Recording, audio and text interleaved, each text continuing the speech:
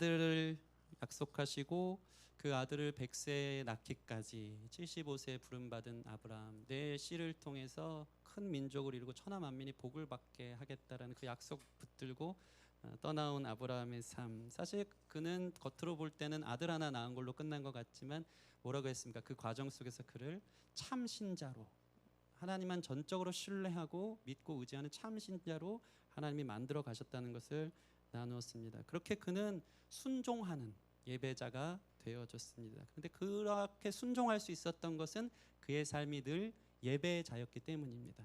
예배하면서 하나님 정말 순종할 만한 분이구나, 하나님 정말 믿고 따를 만한 분이구나라는 믿음의 커짐에 따라서 그는 순종하는 데까지 이르렀기에, 순종이 제사보다 낫지만 제사 없는 순종 없습니다. 제사하면서 우리는 하나님께 순종하는 자로 거듭나는 줄 믿게, 여러분 날마다 예배에 성공하시는 저와 여러분 됐으면 좋겠습니다. 그는 예배 때마다 하나님을 만났어요. 너무 크신 하나님 만나니까 그분을 신뢰할 수밖에 없게 되어진 것입니다. 여러분 예배 때 하나님을 만나시기를 소원합니다. 아브라함은 창세기 12장에 보면 복을 주시며 약속하신 하나님으로 나타나셔서 아브라함이 하나님을 만났어요. 창세기 14장에서는 지극히 높은 하나님을 만납니다. 창세기 17장에는 나는 전능한 하나님이다, 전능한 하나님을 만나고요. 18장에는 은혜 주시는 하나님, 친구로 부르시는 하나님, 21장에는 영원히 너와 함께하겠다 하시는 하나님을 예배 때마다 경험한 것입니다. 아브라함은 하나님을 예배 때 경험했고, 그러니까 하나님을 경외하기 시작했어요. 그 경외함이 그로 하여금 순종하는 자로 나아가게 했다는 것입니다. 경외하다라는 것은 무엇입니까? 두려워하며 공경하는 거예요. 떨며 즐거워하는 거예요. 왜 두렵겠습니까? 자기는 한없이 초라하고 작고 자신의 한계와 이 무능함을 경험했는데 그것에 비해 하나님이 너무 크신 거예요. 감히 쳐다도 볼 수 없을 만큼 크신 하나님을 보기에 두려움이 생기는 것입니다. 그게 경외감이죠, 경외감. 예전에 제가 예능 프로에서 이 그랜드 캐니언을 간 이 그룹을 본 적이 있습니다. 헬기를 타고 관광하는 연예인들이었는데 처음에는 너무 설레는 거예요. 헬기 타고 이제 출발하니까 얼마나 좋겠어요. 저도 꼭 한번 가보고 싶습니다. 네, 그랜드 캐니언을 가고 싶어요. 근데 버스 그 헬기를 타고 올라가는데 갑자기 동일 형제 한숨을 크게 쉬었어요. 같이 갑시다. 네, 같이 가길 원하는 것 같아요. 그렇게 가고 싶어요. 할렐루야. 그래요. 같이 꼭 갈게요. 네, 그 한숨이 저에게 말을 건네는 것 같았습니다. 네.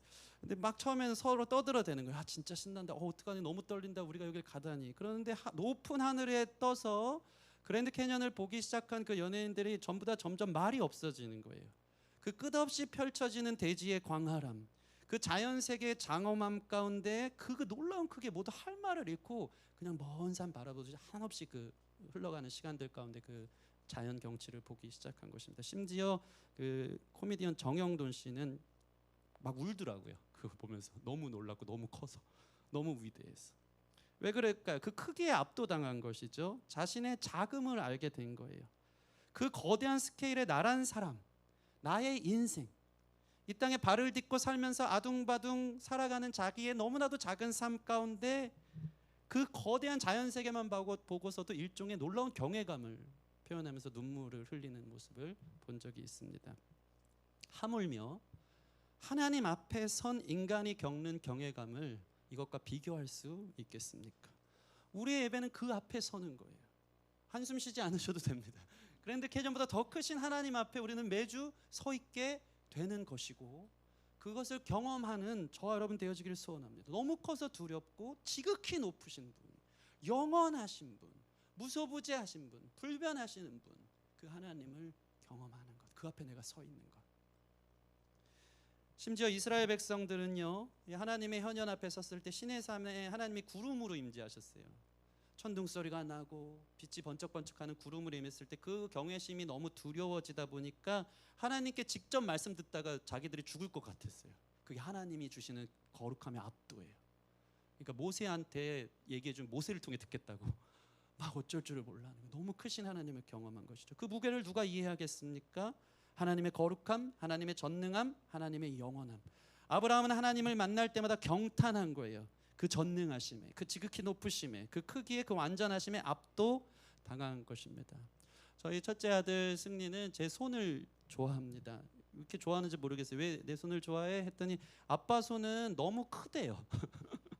너무 크고 단단하고 다 부실 것 같아요. 사실 그렇지 않거든요. 그러면서 너무 큰데 또 그래서 만지는 걸 좋아해요. 아빠 손을 만지면 뭔가 보호받는 느낌이고 아빠가 쓰다듬어 주면은 뭔가 자기를 보호해 주는 느낌이다라고 얘기하는 거예요. 너무 큰데 또 좋아하는 거예요. 너무 크니까 너무 두렵기도 하고 놀랍기도 한데 또 없이는 못 사는 것. 이게 하나님을 향한 경외감이라는 것입니다. 아브라함은 하나님을 만날 때마다 그 경외감이 들었고 너무 큰데 또 너무 하나님이 좋은 거예요. 근데 심지어 그 크신 하나님이 자기에게 친밀하게 다가오는 거예요. 그게 너무 몸둘 바를 몰랐던 것이죠. 자기에게 은혜 주시고 말씀 주시고 약속 주시고 친구로 부르시고 함께 하시고 자신을 찾아오시는 하나님에 대해서 그는 너무나도 그 친밀하신 하나님 앞에 또 감사하며 그분을 사모하기 시작한 것입니다. 우리의 찬양 가운데 우리의 말씀 가운데 그러한 경험이 우리 가운데 경험되어지기를 소원합니다. 아브라함은 그렇게 하나님을 흠모하기 시작했고 마음이 끌려서 자기도 모르게 하나님을 사모하고 공경하기 시작했습니다. 너무 높은데 또 사랑하는 것, 좋은데 또 무서운 것, 경탄하지만 거기에다 약간 기쁨을 막 경박스럽지 않게 기쁨을 약간 덜어낸 정서, 경외함인 것입니다. 함부로 할 수 없었고 사랑했고 하는 것이죠. 그래서 여러분 가장 위대한 예배자가 누가 가장 위대한 예배자냐면요, 초라한 환경 속에서 예배할지어도 그곳에서 가장 위대한 하나님을 만나면 여러분은 가장 위대한 예배자가 되어지는 것입니다. 초라할 이곳 환경 가운데 있을지 모르지만 그 무엇으로도 측량할 수 없는 크신 하나님을 경험할 수 있는 저 여러분 되기를 바랍니다. 하나님께서 그렇게 자기 인생 가운데 찾아오셨고 아브라함은 하나님을 경외하기 시작했을 때 그 온전한 예배자가 된 자들에게 하나님 하시는 한 가지가 있어요. 그게 뭐냐면 그 예배자들을 시험하는 것입니다. 테스트하는 것입니다. 오늘 말씀 1절 보시면 그 일 후에 하나님이 아브라함을 시험하시려고 그를 부르시되 아브라함아 하시니 그가 이르되 내가 여기 있나이다. 그가 아들도 낳고 하나님을 경외하는 예배자가 된 그 일이 있는 후에 하나님이 어느 날 다시 부르세요. 그리고 그를 시험하시려고 부르시는 것입니다. 예배는 누가 드릴 수 있다 그랬죠? 구원받은 사람. 구원으로의 부르심이 있다면 그 뒤에는 구원받은 사람을 예배자로 부르세요. 그 예배자가 진정한 예배자인지에 대해서 하나님이 이제는 테스트로 부르시는 겁니다. 너 정말 나를 100% 순도 100의 금과 같이 나를 사랑하니? 라고 주님이 우리를 가늠해 보시는 그때가 반드시 온다는 것입니다. 하나님을 향한 경외심이 순도 100%인가 보기를 원하시는 것입니다. 저는 예전에 이 채팅하는 그 어플이라 그래야 되나, 오늘날로 프로그램이 있어서 네이트온 아십니까? 너무 라떼 시절 얘기하는 것 같은데 고개 끄덕이는 분은 다 같은 급인 거죠. 아 나도 그때 했었다. 네이트온 괜히 안 웃으시는 분이 있어요. 다 알면서. 네, 이미 걸렸습니다. 근데 아이들을 제가 그 네이트온 아이들 14K로 만들고 다녔습니다. 나름대로 제 청년 20대 중반 때 14K로 한 이유는 뭐냐면 예수님을 믿으면서 점점 내가 정금같이 되길 원해서 점점 제 아이들을 14K에서 18K 나중에 24K로 웃기죠. 저도 웃겼어요. 지금 이거 쓰면서 너무 웃겼어. 근데 제가 그렇게 아이들을 바꾸다가 18K까지 제 레벨을 올렸습니다. 좀 정금같이 된 것 같아요. 하나님 뜨겁게 만나고 그랬는데 더 이상 18K에서 멈추고 24K까지 못 가게 됐습니다. 왜 그런가 봤더니 제 잘못 아니고 네이트온이 그때부터 문을 닫기 시작했고 싸이월드가 문을 닫아서 제 아이디는 18K에 멈췄습니다. 아무튼 금을 24K를 100% 순도의 정금이라고 얘기하잖아요. 왜 그럴까요? 이 24K라는 것은 뒤에 캐럿인데 이것의 어원은 중동 지역의 식물인 캐럽이라는 식물에서 유래했대요. 이 캐럽은 콩과 같이 생긴 나무 열매인데 그 열매를 보통 어른의 손으로 한 손에 딱 쥐면 꽉 차게 쥐면 24개가 잡힌다는 것이죠. 다시 얘기해서 꽉 채워진 더 이상 다른 것을 잡을 수 없을 정도의 콩 캐럽 24개의 콩이 잡혀진 그 순도 100%꽉 찬 것, 거기서 이제 캐럿이 시작된 것입니다. 지금 하나님은 아브라함을 테스트하고 싶었어요. 너가 나를 경외하니? 나를 사랑하니? 너가 나를 그렇게 온전히 예배하니?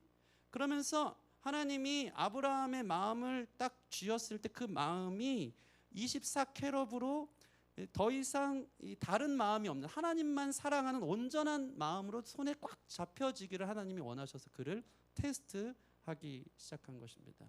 우리의 인생을 하나님이 주울 때 거기 하나님을 향한 사랑 24개가 딱 잡혀지는 것, 순금 같은 다른 사랑이 아닌 완전히 하나님만 나의 전부가 되어지는 온전한 예배자로 하나님이 우리를 가늠할 때가 있다. 달아보실 때가 있다. 여러분 이 레벨까지 올라갈 수 있는, 여러분의 아이디가 24K가 될 수 있는 저와 여러분들이 되었으면 좋겠습니다. 왜 순금으로 정금처럼 순전하게 하나님을 사랑하는 것이 그렇게 중요할까요? 왜 그럴까요?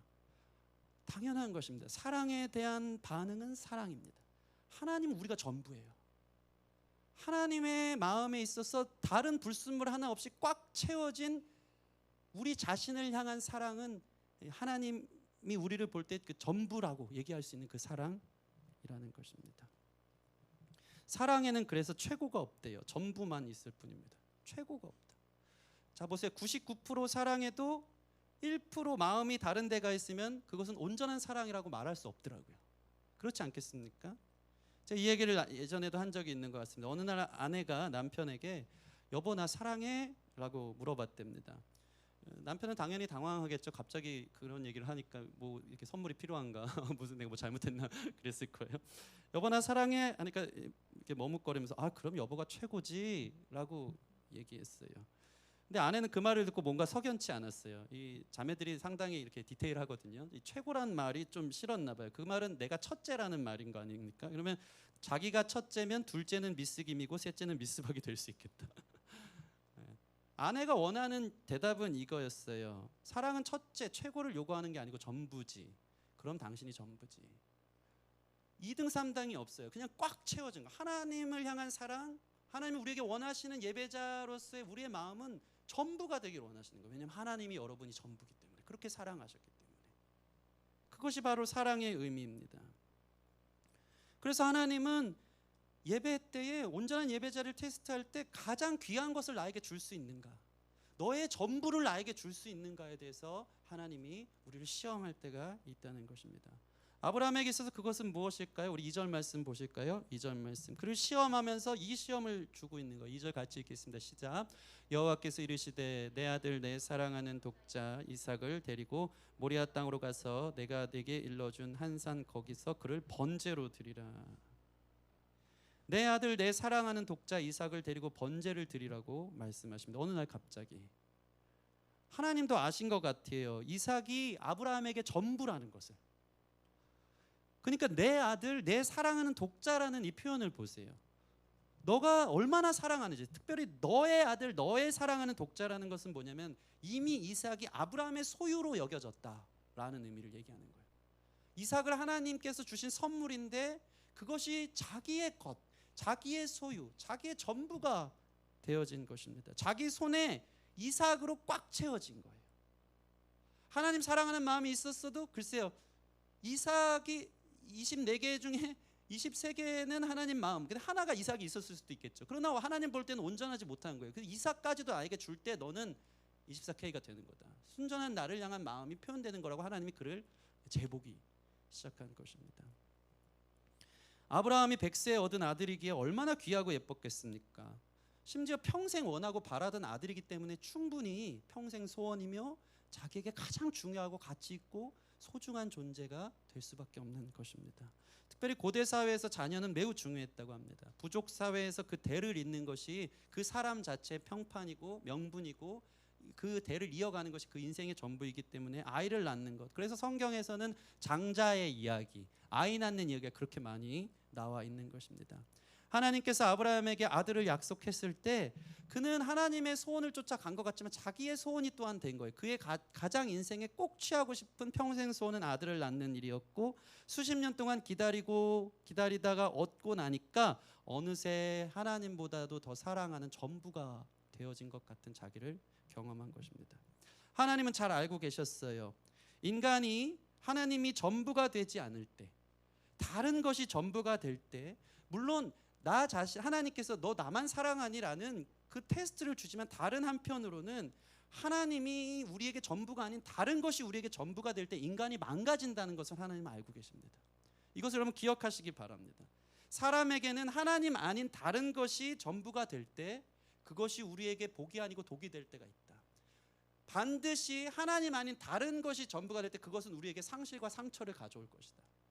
심지어 그 대상에게도 내가 그것을 전부처럼 쫓아다니는 그 대상에게도 안 좋은 영향을 끼치는 것이 바로 우리 자신이라는 것을 하나님이 알았다는 것이죠.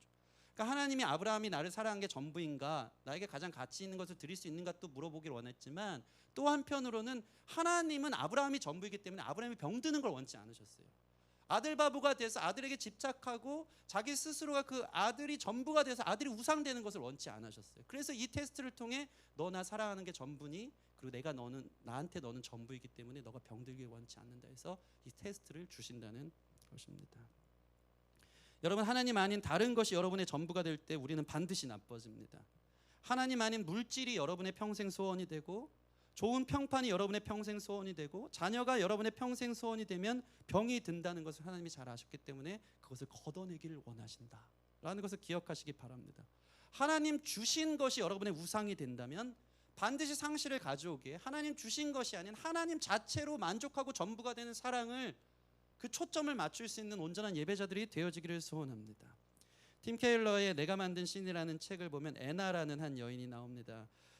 그 여인의 평생 소원은 자녀를 얻는 것이었어요. 그러다가 뒤늦게 기도하며 한 아이를 얻었습니다. 기도하다 얻었기에 하나님의 선물이었죠.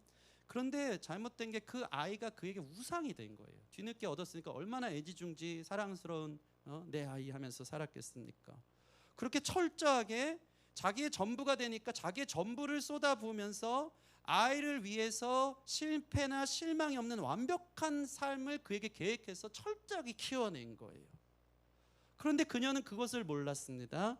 사람이 사랑이 부족해도 문제지만 사랑이 과잉도 문제다. 이 사람이 되게 예민한 존재 같아요.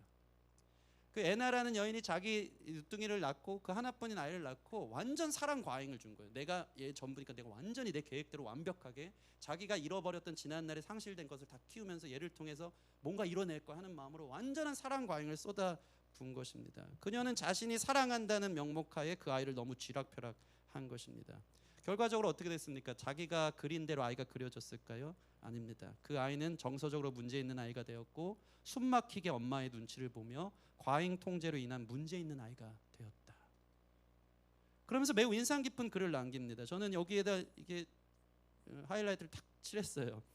하나님이 계획하신 필연적인 굴곡 있는 삶보다 그녀의 완벽한 계획이 오히려 흠투성이었다.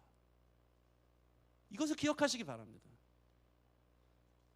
자녀가 전부가 됐을 때, 우상이 됐을 때 자기도 망가지고 자기가 컨트롤하는 그 자녀도 망가져서 자기가 완벽한 계획이 완벽한 대로 가는 것 같지만 오히려 흠투성이었고, 하나님이 계획하신 필연적인 굴곡 있는 인생이 사실은 완전하게 아이를 키워나가는 것이기에 하나님 주신 것을 자기 소유 삼는 게 아니고 하나님께 맡겨드리는 것, 주시기도 하고 취하시기도 하는 주님께 자녀를 올려드리는 것. 자녀뿐이겠습니까? 하나님 아닌 여러분의 다른 것이 여러분에게 전부가 될 때 여러분은 망가질 거예요. 우리는 그것을 컨트롤할 수 있는 온전한 사람들이 아니기 때문에 우리를 사랑하는 주님께 주님이 주셨기에 여러분의 시간을, 여러분의 건강을, 여러분의 모든 관계를, 여러분이 생각하는 그 어떤 우상들 모든 것들을 상대화하여서 하나님 절대적으로 맡겨드릴 수 있는 저와 여러분들이 되어지기를 소원합니다. 하나님이 이것을 알았어요. 아브라함에게 이삭이 절대적이 된 것을 보고 그 결과 하나님 아닌 이삭에 대한 기대로 나중에 아브라함이 실망할 것을 하나님이 염려하셨고, 이삭 또한 하나님께 맡기지 않은 자신의 손에서 키워나갈 때 이 아이가 약속을 이룰 아이로 자라지 않을 것을 하나님이 아셨기에 그 아이 나한테 맡겨, 네 거 아니야, 너 소유 아니야, 내가 준 선물이야, 잘 키워, 나는 주기도 하고 취하기도 하는 하나님이라고 아브라함에게 찾아오신 것입니다. 그래서 이삭을 향한 이 마음을 저울질하는 거죠. 전부인가 아닌가, 아브라함을 위해서, 그리고 하나님 당신을 위해서. 참 재밌는 것은 하나님이 이처럼 우리를 시험하실 때 자기 자신도 이것이 불편한 진실임을 안다는 것입니다. 보세요. 아브라함이 이미 이삭이 자기에게 가장 귀중한 존재가 되었다는 것을 아브라함이 알았을까요, 몰랐을까요? 그도 알았어요. 점점 우상이 된다는 걸 알았어요. 하나님이 아닌 하나님 주신 것이 우상이 된다는 것을 아브라함이 알기 시작한 것입니다. 그러니까 보세요. 맞아요. 주님 말씀하신 대로 내가 사랑하는 내 사랑하는 독자 이삭을 모리아 땅으로 와서 번제로 드리라고 말했을 때 음성 잘못 들었다고 생각하지 않은 거예요. 하나님 갑자기 왜 이러시지? 하나님 이런 우리 하나님 아닌데 주고 취하고 뺏어가는 분인가? 모른 척하거나 의심하지 않았어요. 그 말은 무엇이냐면 이삭을 번제라고 드리라고 했을 때 자기 내면 속에 지속적으로 이삭이 우상이고 이거 내버려야 되는데 내어놔야 되는데 내 것이 아닌데라는 그 마음의 불편함이 있었기 때문에 하나님이 너 이삭을 번제로 바치라고 했을 때 내 잘못 들은 거 아닌가? 하나님 그런 분 아닌데. 그게 아니고 자기도 내려놔야 된다는 것을 그가 알았기에 그는 조용히 순종의 자리로 나아가기 시작했다는 것입니다. 하나님보다 사랑하는 그것을 내려놓는 것. 우리가 알잖아요. 하나님 100% 사랑한다고 하지만 사실 순금 24K가 되지 않는 것을. 하나님도 좋지만 다른 것도 좋고 그 우상이 있잖아요. 그게 무엇이 문제인지 자기 스스로가 예배자들은 반드시 안다는 거예요. 난 어디에 몰입되어 있고 어디에 집착하고 있고 그거 아니면 안 될 것 같고 그게 나한테 절대적이어야 될 것 같고 그게 있어야지만 행복할 것 같다라는 그것을 하나님이 우리에게 테스트하실 때 하나님이 그거 물어보시면 왜 이러시죠? 나 우상 아닌데. 그러지 않고 너 그거 나한테 내려놔. 나한테 번제로 바쳐 할 때 맞아요 주님. 사실 그게 저한테 우상이 되고 있어요. 자기 자신이 안다는 거예요. 아브라함도 그런 거예요. 여러분 안에 이런 테스트가 올 때 여러분은 과연 내려놓을 수 있겠습니까? 여러분이 가장 아끼는 것, 가장 전부라고 생각하는 것, 그것을 하나님이 내려놓으라고 할 때 하나님이시니까 제가 내려놓을게요. 할 수 있는 저와 여러분들이 되어지기를 소원합니다. 이것은 매우 실제적인 온전한 예배자가 하나님 앞에 가장 귀한 것을 드려야 되는 태도가 되는 것입니다. 독실한 크리스천 축구 선수 이영표 아시죠? 그죠? 예전에 간증을 제가 유튜브를 통해서 본 적이 있습니다. 그분 이제 이영표 씨가 2002년 월드컵 전에 기도 제목이 있었어요. 월드컵 2002년 한일 월드컵 아니었습니까? 이 기도 제목이 뭐냐면 이 월드컵 때 자기가 윙백으로 뛰면서 주님께 영광 돌리기 원한다는 기도를 하기 시작했습니다. 주님께만 영광 돌리는 월드컵이 되게 해주십시오라고 기도했대요. 그러면서 하나님께 영광 돌리면 축구 선수가 영광 돌리면 뭘로 영광 돌려야 됩니까? 주로 우리가 생각하는 건 골을 넣고 세레모니를 하는 게 전 세계 카메라에 담겨져서 하나님께 기도하는 그 모습이 담겨질 때 그 최고의 영광 아니겠습니까? 그 그림을 그리는 거예요. 내가 이번 월드컵을 통해 일생일대 기회 아닙니까? 한국에서 월드컵이 열리고 자기가 축구 선수로 뛰는 다시는 못 올 만한 기회였기 때문에 하나님을 잘 믿었기 때문에 하나님의 골 넣고 영광 돌리겠다. 근데 자꾸 걸리는 거예요. 수비수가 골을 어떻게 넣지? 그럴 가능성은 너무 희박한 거예요. 그렇다고 해서 다른 공격수가 골 넣었을 때 자기가 넣지도 않는데 그 카메라 앵글 잡힌 데 들어가서 옆에서 기도하고 있을 수도 없잖아요. 자기가 골 넣은 것도 아닌데. 막 그런 간증하는 걸 제가 본 적이 있어요. 방법이 없었다라는 것이죠. 그런데 월드컵 이틀 전에 심각한 부상을 입습니다. 6개월의 진단이 온 거예요. 완전 망한 거죠. 그는 그 자리에서 기도했다는 것입니다. 지난 1년 반 동안 죽어라고 월드컵 국가대표로 축구 국가대표로 내가 훈련한 것은 무슨 의미가 있습니까? 월드컵이 내일 모레인데 그 수많은 전지훈 훈련을 감당해서 제 기도는 어떻게 하면 제가 하나님께 영광 돌릴 수 있을까요? 축구를 통해서. 이게 자기의 전부니까.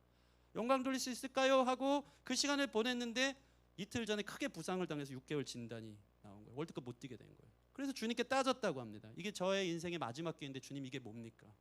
전부라는 걸 사람이 가져가는 듯한 그 마음이 든 거예요. 그때 이영표 씨는 이 욥기를 읽으면서 자기를 보았고 말로는 하나님께 영광 돌려야지 하면서 사실은 월드컵 잘해서 유럽 진출해야지. 월드컵 잘해서 실력 인정받아야지. 내 영광 취해야지 하는 마음을 하나님이 보게 하신 거예요. 그 마음이 전적으로 하나님께 영광 돌리고 하나님을 사랑하는 마음이 아니라는 것을 하나님이 보게 하셨다는 것이죠. 순도 100%의 하나님을 향한 마음이 아님을 보았고 그 안에 교묘하게 자기 영광, 자기 자랑이 남아 있었던 것을 그는 보기 시작했고 회개했다고 합니다. 하나님을 이용하려는 이기적인 자신을 본 것이죠. 그렇게 회개하고 있는데 하나님이 이렇게 물으시더래요. 지금 너에게 가장 중요한 게 뭐니? 저요 축구요, 월드컵이요. 그때 하나님이 이렇게 말씀하셨대요. 너가 가장 중요하다고 생각하는 그거 나를 위해 포기할 수 있겠니? 물어보셨다. 이 영상을 보는데 확 와닿더라고요. 이영표 씨도 그거 거기서 멈춰요. 그리고 울컥거리는 거예요. 너가 그렇게 소중한 그거 없으면 안 될 것 같은 거, 그 우상이 된 거, 그게 나를 만들고 그게 나를 세워가고 그게 나에게 절대적이고 그거 없으면 죽을 것 같은 거, 너 그거 포기할 수 있겠니 나를 위해서? 주님이 물어보셨다는 거예요. 이영표 씨에겐 그거였던 거죠.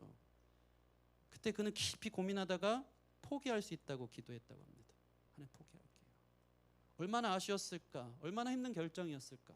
근데 울면서 내려놓는데 심플하게 간증하더라고요. 그걸 내려놓는 기도를 했을 때 너무나도 큰 행복감이 자기 안에 들었다.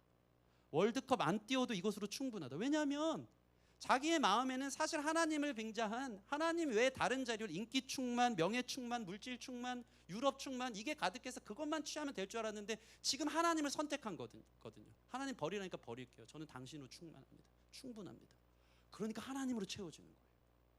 그것으로 나를 세울 필요가 없는 거. 하나님 자체로 충만한 그 놀라운 행복과 기쁨이 가득 차기 시작했어요. 그는 순종을 결정했고 하나님 주님을 향한 사랑을 결정했을 때 그것을 내려놓았을 때 놀라운 자유와 행복, 감사함이 생겼다고 합니다. 그러면서 나도 주님 사랑하죠. 나도 주님 전부이죠. 그 시험을 통과한 것이죠. 놀라운 것은 이영표 씨는 그 다음 날 아침에 일어났는데 다리가 하나도 안 아프더래요. 대표팀의 메디컬 회의가 소집됐고 하루 종일 진단을 했는데 아무리 봐도 이건 오진인 것 같다. 오진인 것 같다. 그러면서 그래도 부분적으로 아픈 것 같으니까 하루 종일 치료하고 이틀 있다 뛰기 시작했고 월드컵 개막 후에 첫 경기, 두 번째 경기는 못 뛰었지만 저와 여러분이 잘 아는 것처럼 세 번째 경기 포르투갈 전에서 경기를 뛰었는데 박지성 선수의 그 플레이 알죠? 박지성 선수 이게 가슴으로 트래핑해서 열로 제껴서 왼발로 쏠 때 어시스트를 한 키가 나와서 코너킥을 올린 본인이 됐고요. 박지성 선수의 골을 어시스트했고 그때 골 세레모니 때는 아니지만 경기 끝나고 하나님 앞에 무릎 꿇고 기도하는 장면이 전 세계에 생중계가 되었어요. 그는 그 간증을 하는 게 정말 놀라웠다. 골 넣지 않고 어떻게 영광 돌릴까 고민했는데 하나님 이 방법이 있었어요. 예배 끝나고 감사기도 하는 게 자기 친한 동료 기독교인과 감사기도 하는 게 전 세계에 생중계되면서 이영표 씨가 기도하는 모습이 하나님의 영광을 취하는 올려드리는 모습으로 나타나기 시작했다. 여러분 하나님께서는 우리에게 진짜 예배란 무엇이냐? 너의 마음 전부, 너의 가장 귀한 것까지 나에게 줄 수 있느냐 할 때 그것까지 포기할 수 있다. 그것을 내려놓을 때 사실 이거 없으면 죽을 것 같지만 자꾸 우리를 동경하게 하고 그게 전부인 것처럼 유혹을 하죠. 이거 없으면 죽을 것 같지만 사실 그게 나를 죽이는 거였고 이것을 내려놓기로 결정했을 때 하나님으로 채워지고 하나님이 우리에게 만족되심을 경험하고 그것으로 인해서 우리는 하나님 전부로 자기 삶의 기쁨이 충만한 삶을 살아갈 수 있다. 아브라함이 고민해 보니까 하나님이 이걸 탁 짚은 거예요. 너 아들이 전부가 됐구나. 너 그렇게 하다 병든다. 내가 줬는데 언제든지 내가 달라고 할 때 줄 수 있겠니? 물어본 거예요. 아브라함도 이 사실을 알아서 하나님 주신 것이 아닌 하나님만을 더욱 사랑하기를 원했고 그는 그때부터 순종을 결정합니다. 3절 말씀 보실까요?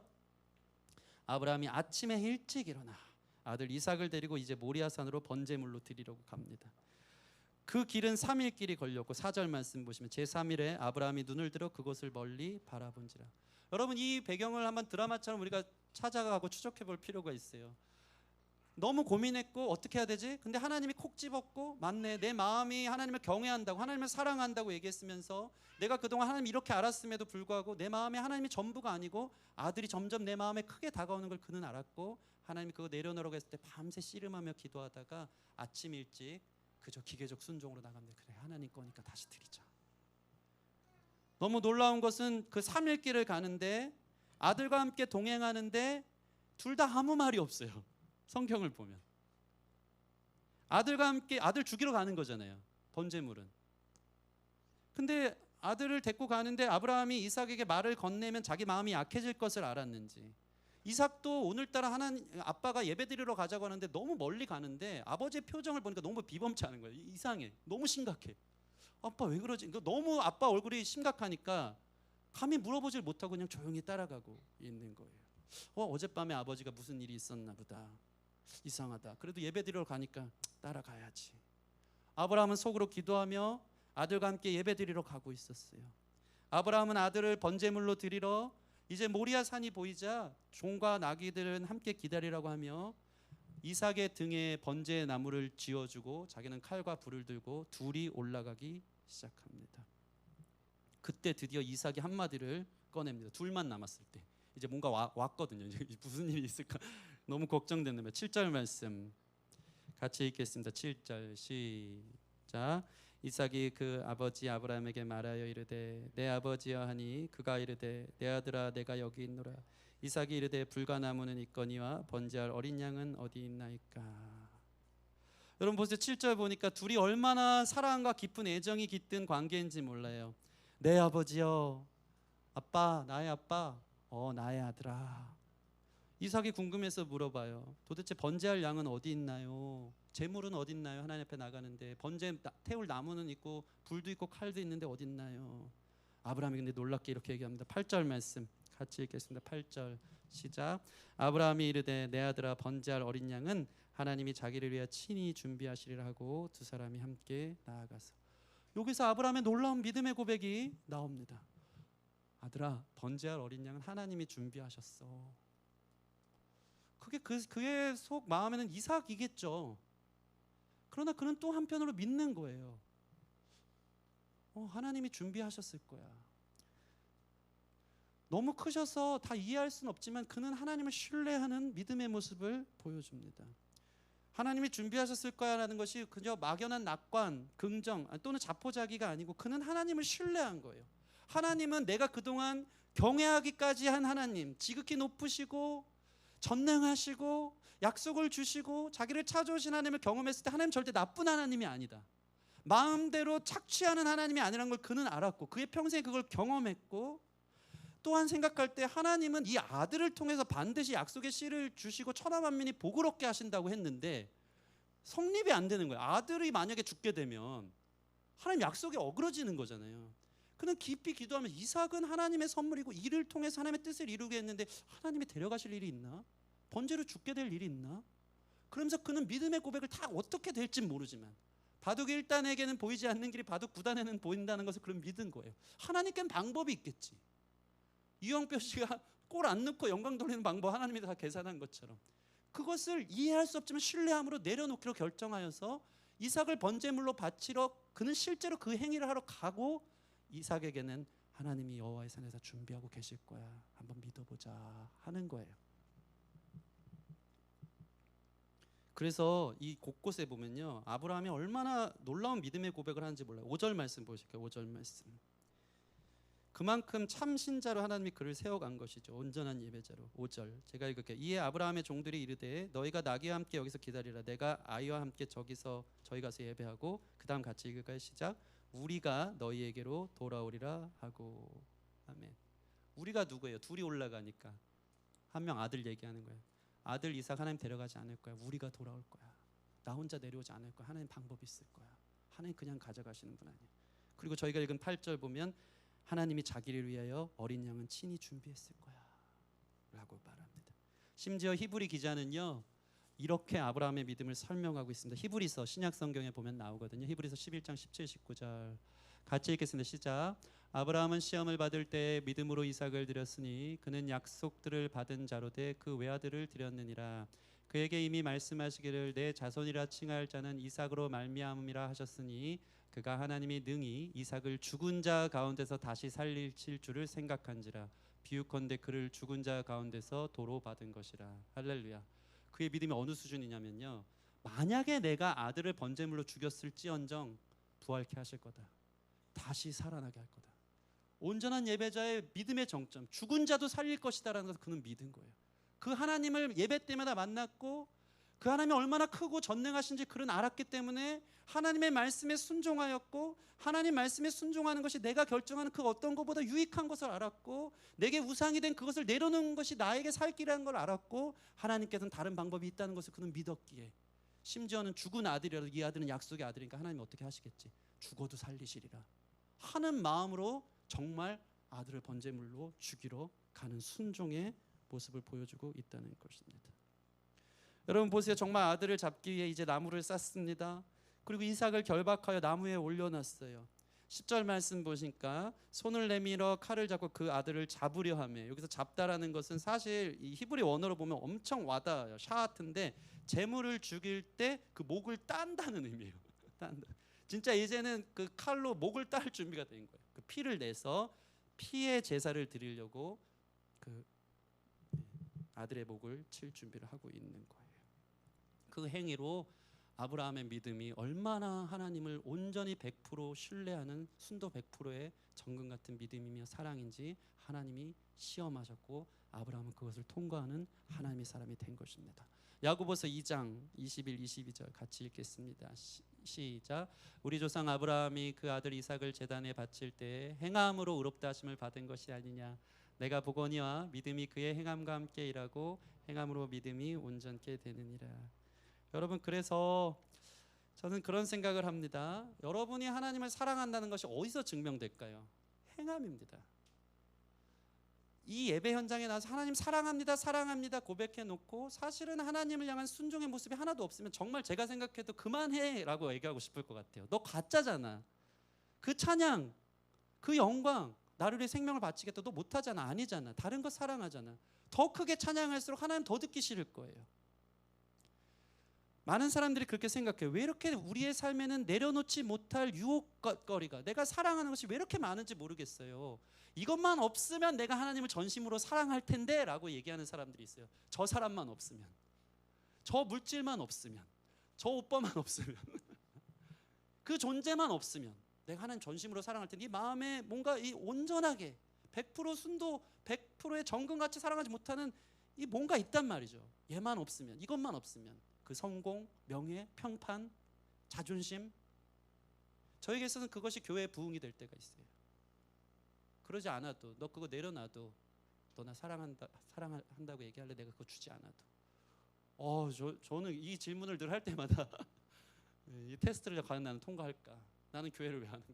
하면서 너무 저렇게 울면서 내려놓을 몫이 될 때가 얼마나 많은지 몰라요. 근데 보세요. 하나님의 사랑이 행함으로 증명된다면 언제 증명되는지 아십니까? 그 유혹이 있기에. 그거 없으면 어디서 증명하냐 이거예요. 하나님 저 사랑해요. 그거 내려놔.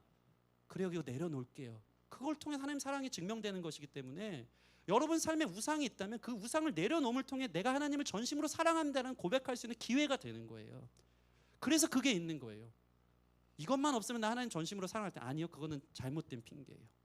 그게 있기 때문에 우리는 그걸 내려놓을 때 하나님을 사랑한다는 고백, 진짜 온전한 예배자가 될 수 있다는 것입니다. 아브라함은 정말로 손을 내밀어 칼을 잡고 그 아들을 잡으려고 한 것입니다. 그 마음이 하나님 앞에 상달된 것입니다. 그때 어떤 일이 일어납니까? 하나님께서 아브라함이 당신을 사랑한다는 걸 알았죠. 11절 12절. 여호와의 사자가 하늘에서부터 그를 불러 이르되 아브라함아 아브라함아 하는지라. 아브라함이 이르되 내가 여기 있나이다 하매 사자가 이르되 그 아이에게 내 손을 대지 말라. 그에게 아무 일도 하지 말라.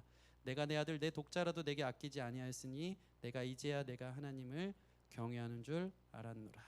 아멘. 따라해 보겠습니다. 이제야 내가 하나님을 경외하는 줄을 아노라. 하나님이 그 마음을 딱 달아보시고 이제 알았어요. 아브라함아 아브라함아 하고 하나님이 2번 부르세요. 아브라함이 아들을 잡으려고 딱 칼을 들고 있다가 갑자기 칼을 놓으면서 제가 여기 있나이다. 하나님이 그를 인정하는 거예요. 내가 이제야 내 아들 내 독자라도 내게 아끼지 아니하였으니 내가 이제야 나를 경외하는 줄을 아노라. 아브라함이 하나님이 전부임을 증명해 보인 거예요. 하나님 사랑한다는 걸 보인 거예요. 진짜 예배는 이거예요.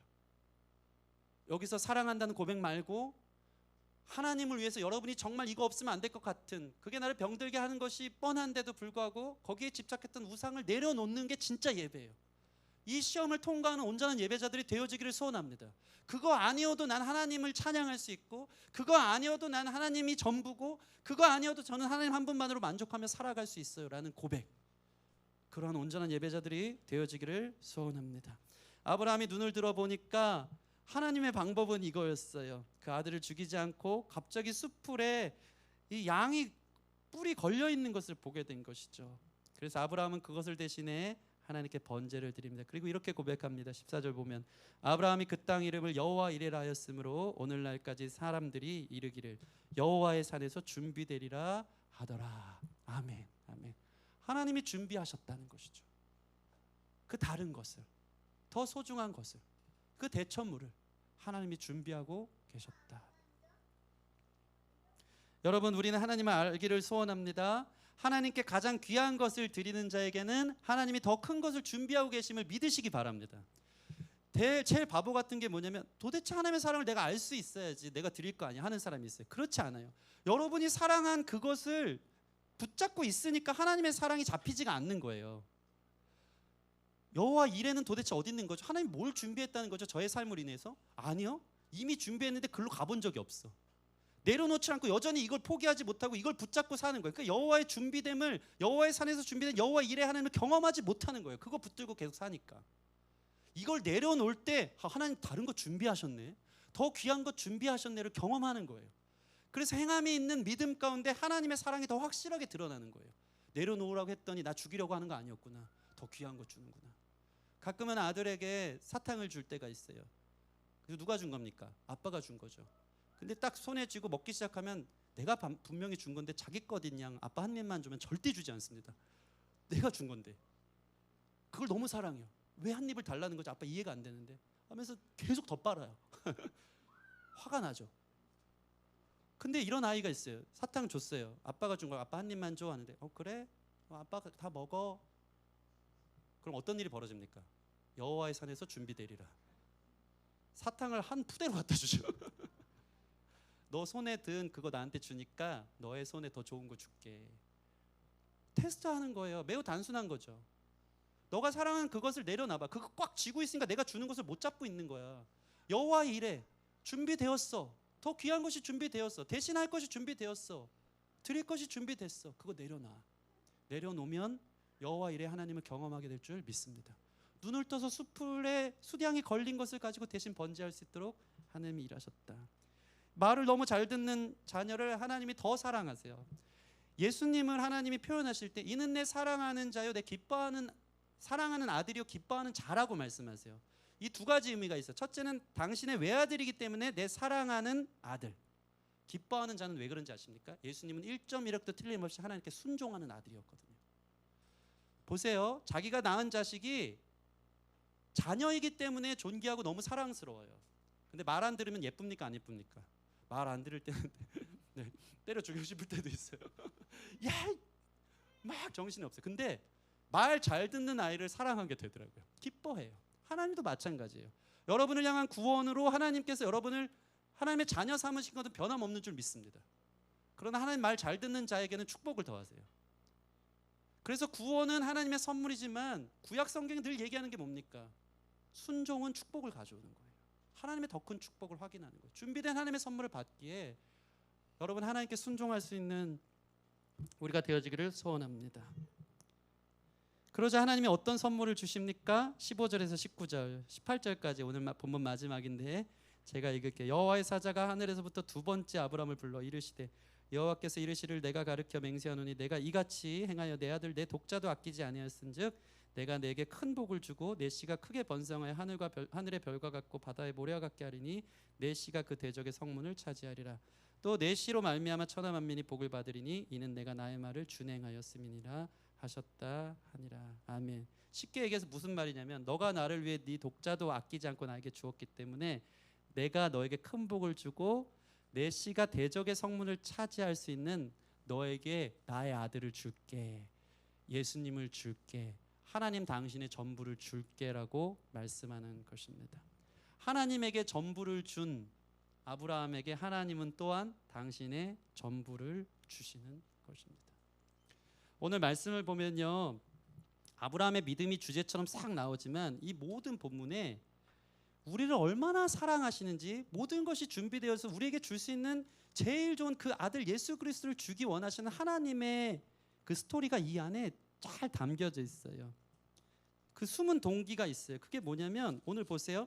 하나님의 마음이 아브라함의 마음과 같다라는 것을 하나님이 계속 얘기하고 있어요.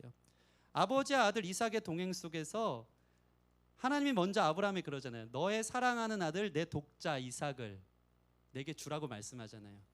근데 이것은 사실 하나님의 고백이에요. 내 사랑하는 아들 내 아들 독자를 너희를 위해 줄 준비가 되었다는 거예요. 그 예수 그리스도. 이미 하나님은 순종하면 이만큼 준비하고 계신 거예요. 그것이 실제처럼 다가올 수 있도록, 예수 그리스도의 복이 실제처럼 다가올 수 있도록 하나님은 그 그림을 보여주고 계신 거예요. 그렇게 보면요 성경이 너무 재밌어져요. 저도 이걸 보면서 너무 놀랐어요.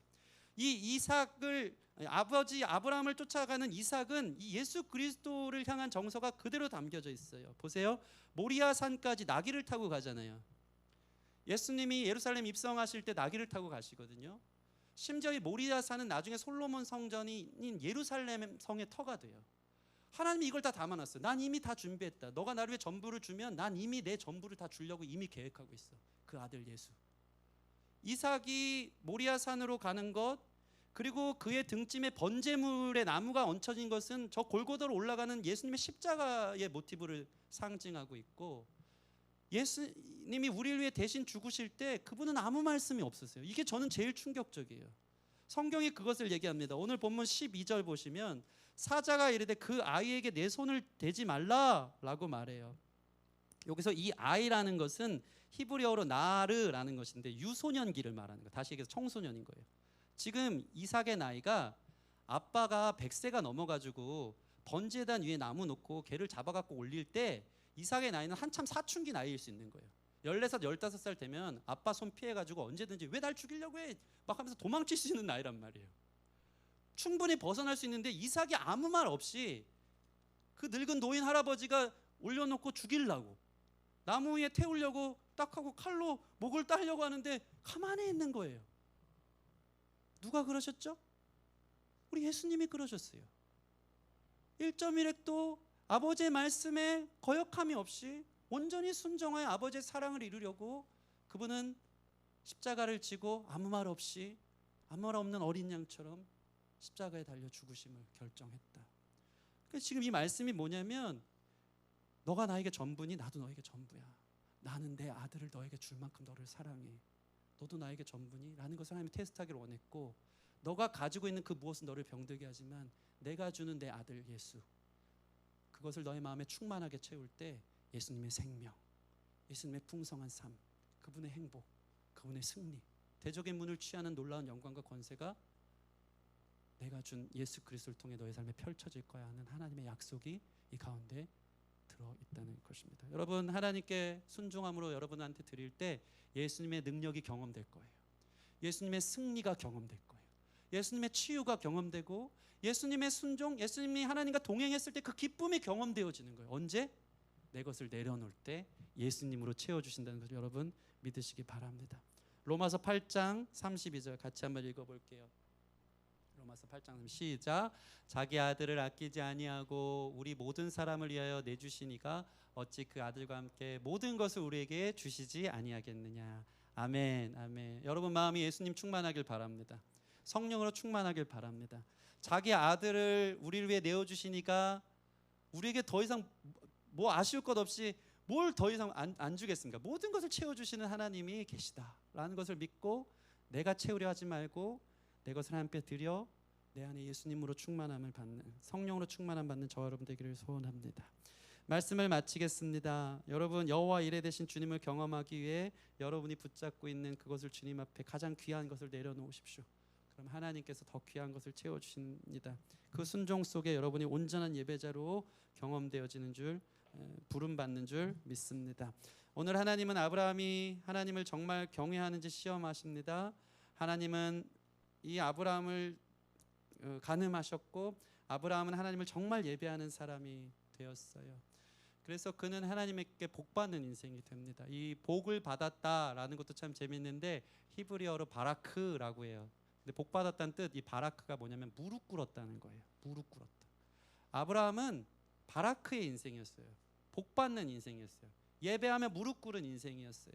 그는 세상에 무릎 꿇지 않고 하나님께 무릎 꿇었기 때문에 그 아들 예수 그리스도를 선물로 받고 이 세상에서 그 무엇으로도 만족되지 않는 이 마음이 하나님으로 충만한 인생이 될 수 있었던 것입니다. 여러분 세상에 무릎 꿇지 말고 하나님께 바라크의 인생으로 무릎 꿇어 온전한 예배자로 설 때 하나님으로 충만한 삶을 산다는 것을 기억하시고 그렇게 승리할 수 있는 저 여러분 되기를 주님의 이름으로 축원합니다. 우리 같이 찬양하겠습니다. 찬양하고 기도하는 시간 갖겠습니다. 나의 예배를 받으소서라는 찬양 같이 하고 말씀 생각하며 기도하겠습니다.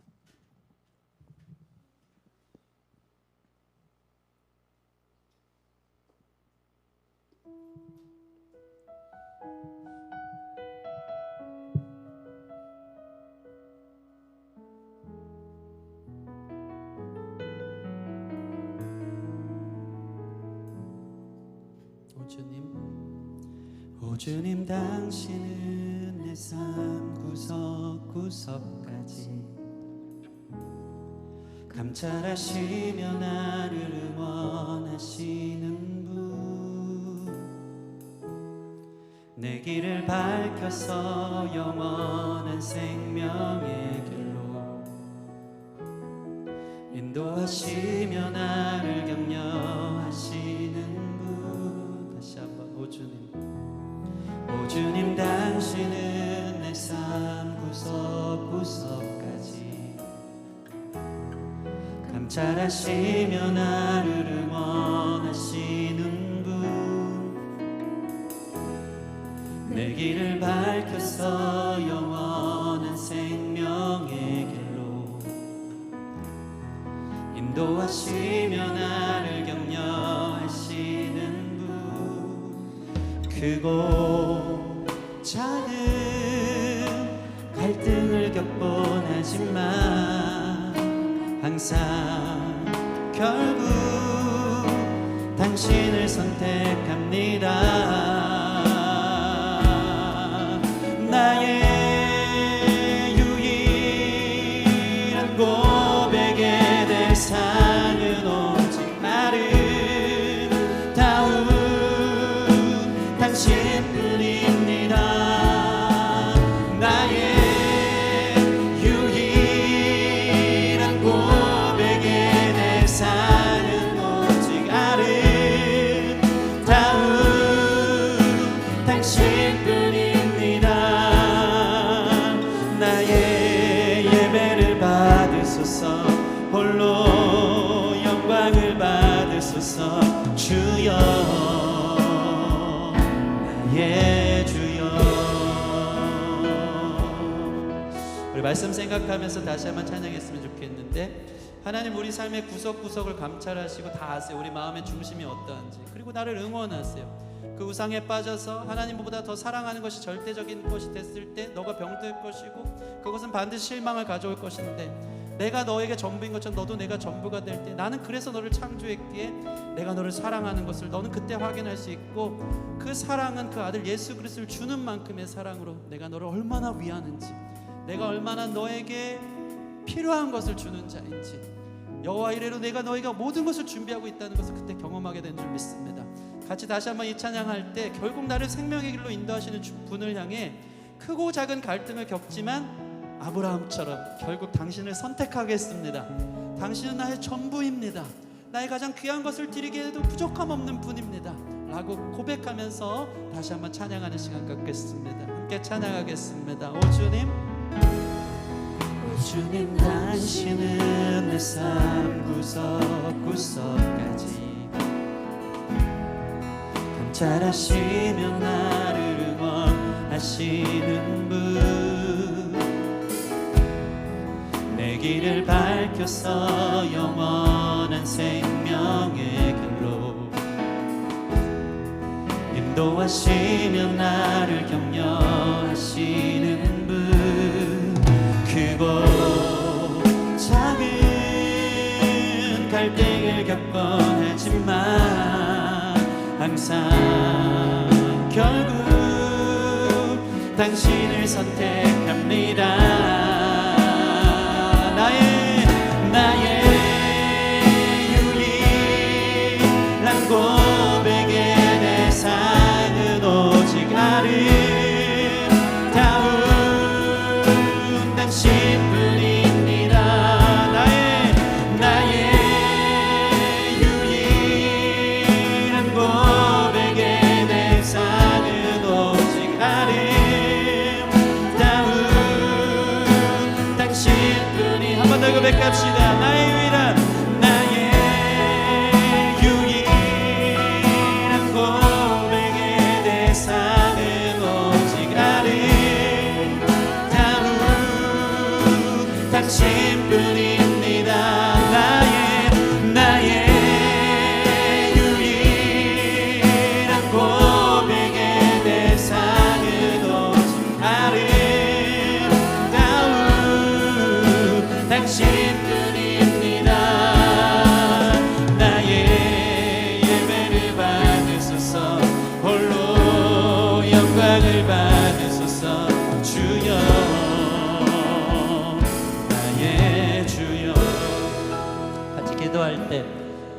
하나님, 내가 하나님을 전심으로 사랑하기를 원합니다. 하나님이 전부가 되길 원합니다. 하나님이 나를 전부로 여기는 것처럼, 그 아들을 우리에게 주시기까지 사랑하는 것처럼 나도 주님을 사랑하기 원합니다. 사랑할 대상을 바로 알고 사랑하는 우리가 되게 하여 주시옵소서. 우리가 세상을 사랑할 때, 세상에 의미를 두고 살아갈 때 그것은 반드시 우리에게 실망과 여러 가지 아픔을 줄 뿐, 세상을 사랑할 때 우리는 그것에 종속될 뿐입니다. 하나님, 주님을 사랑하게 하여 주십시오. 주님이 우리와 관계하고 우리와 교제하기에 우리를 지어주시게, 우리의 생명이 주께 있기에 나의 마음 불순물 하나 없이 100% 주님이 원하시는 삶을 향해 나의 삶을 드릴 수 있는 온전한 예배자가 되게 하여 주시옵소서. 같이 기도할 때 혹시 주님께서 너에게 가장 귀한 것이 무엇이냐고 오늘 물어보신다면, 나에게 이미 전부가 된 것처럼 하나님보다 더 소중한 것이 있는데 그것을 하나님이 내려놓을 수 있느냐고 물어보신다면, 하나님 내려놓겠습니다, 주님 당신께 드리겠습니다 하는 그 고백까지 나오면서 결국 우리의 사랑, 갈망은 주님 당신밖에 없음을 우리의 믿음의 고백으로 나타낼 수 있는, 그 결정할 수 있는 귀한 시간 되기를 소원합니다. 우리 같이 말씀 생각하며 함께 기도하며 나아가겠습니다. 함께 기도하시겠습니다. 하나님 도와주세요. 주님 당신을 갈망합니다. 당신을 사랑합니다. 당신만을 사랑하기 원합니다. 당신께 우리의 전부를 드리기 원합니다. 다른 것 없어도, 다른 소원 없어도 주님이 우리의 소원이십니다. 온전한 예배자, 우리에게 전부를 주신 주님께 그 전부를 확인하기 위해, 여호와 이레 되신 주님을 경험하기 위해 나의 전부를 드리는 온전한 순종의 예배자가 되는 줄 믿사오니 아버지 말씀하여 주시옵소서. 주여 도와주시옵소서. 주님을 순전히 사랑하는 예배자들, 주님께 순도 100%의 전부가 같은 사랑을 드릴 수 있는 주님, 우리가 될 수 있도록 인도하여 주시옵소서. 주님만 사랑하기를 원합니다. 주님만 사랑하기를 원합니다. 주님, 나에게 유혹과 부상이 있을 때 그것을 주님 앞에 내어드림이 주님을 향한 사랑의 고백이며 아버지 온전한 믿음의 행위인 줄 믿사오니 주께서 더 좋은 것을 준비하고 계셨음을 믿게 하여 주시옵소서. 주께서 다른 것을 예비하시고 우리를 죽이고 우리를 멸하는 것이 아니라 우리에게 생명을 얻고 더 풍성케 하시는 것을 기억하게 하사 주님 앞에 믿음으로 우리 자신을 드릴 수 있는 멋있는 온전한 예배가 될 수 있도록 인도하여 주길 소원합니다. 그렇게 우리 삶을 드리기 원합니다. 결정하여 드리게 하여 주시옵소서. 주님보다 귀한 것 없는 자들 될 수 있도록 이끌어 주시고 함께하여 주시옵소서. 하나님 감사합니다. 말씀을 통해 우리가 하나님을 정말 사랑하는가 우리 자신을 보게 하시니 감사합니다. 하나님 사랑한다고 또 사랑하길 원하면서 예배 가운데 나왔지만 우리는 다른 것을 예배하고 있었습니다. 하나님 전부라고 고백했지만 사실 우리 삶의 전부, 가장 절대적인 것은 따로 있었던 것 같습니다. 온전한 예배자가 되길 원하여서 하나님이 우리에게 전부를 주실 만큼 사랑하기에 당연한 사랑의 반응을 우리에게 요구하실 때, 주님 저는 이거 내려놓을 수 없어요, 이것만 없으면 하나님 진짜 사랑하는데 하지 말고 이걸 내려놓음으로 내가 하나님 당신만을 사랑한다는 것을 믿음으로 증명해 보일 수 있는 순종의 예배자들이 될 수 있도록 인도하여 주시옵소서. 살다 보면 반드시 내려놓아야 될 때가 옵니다. 살다 보면 반드시 주님이 우리를 테스트할 때가 옵니다. 너 그거 내려놓을 수 있니? 그거 나에게 줄 수 있니? 전 이거 아니면 죽을 것 같은데요. 그것이 발견됐을 때 아브라함처럼 주님 앞에 내려놓겠습니다. 묵묵히 순종하겠습니다. 그렇게 순종하는 자에게 여호와 이레, 여호와의 산에서 준비되리라, 더 크고 귀한 것 하나님께서 준비하신 줄 믿사오니 순종하여 주님의 더 큰 축복받는, 주님 당신을 얻는 귀한 역사 있게 하여 주시옵소서. 가장 큰 복은 복의 근원이신 하나님 예수 그리스도가 우리 삶에 오는 것인 줄 믿습니다. 세상의 것, 우리 마음에 물질 충만, 욕심 충만, 세상 쾌락과 오락 충만한 것을 내어놓을 때 하나님 사랑할 때 하나님으로 충만케 하시고 예수로 충만케 하시고 성령으로 충만케 하셔서 세상을 넉넉히 이기림을 우리에게 허락하실 줄 믿습니다. 세상 조건 없어도 주님 때문에 행복하고 만족하는 인생으로 살게 하는 것이 무엇인지 알게 하는 줄 믿사오니 주님 앞에 드리는 데 인색함 없도록 가장 가치 있는 것을 드리는 온전한 예배자들 될 수 있도록 주님 축복하여 주시옵소서. 그렇게 우리를 빚어가시고 인도하여 주실 것을 믿고 감사하며 예수님 이름으로 기도합니다. 아멘, 아멘. 우리 마지막 찬양 결단의